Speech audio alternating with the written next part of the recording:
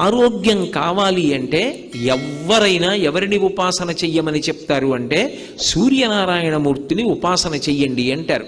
ఇప్పటికీ పిల్లల దగ్గర నుంచి పెద్దల వరకు సూర్య నమస్కారాలు చేస్తారు.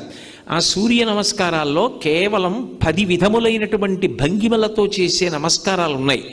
అవి తేలికగా చెయ్యడానికి వీలుగా ఉంటాయి.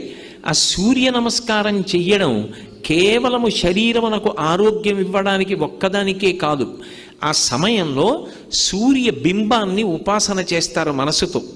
ఆ ఉపాసన చేసిన కారణం చేత దృష్టి నిలబెట్టడం కూడా అలవాటు అవుతుంది. దృష్టిని కేంద్రీకరించడం, ఒక విషయాన్ని పరిశీలిస్తున్నప్పుడు, ఒక విషయాన్ని చదువుతున్నప్పుడు, ఒక విషయాన్ని వ్రాస్తున్నప్పుడు దృష్టిని దాని మీదే కేంద్రీకరించగలిగినటువంటి శక్తి దేని వలన ఉత్పన్నమవుతుంది అంటే కేవలముగా ఆ సూర్య నమస్కారముల యందు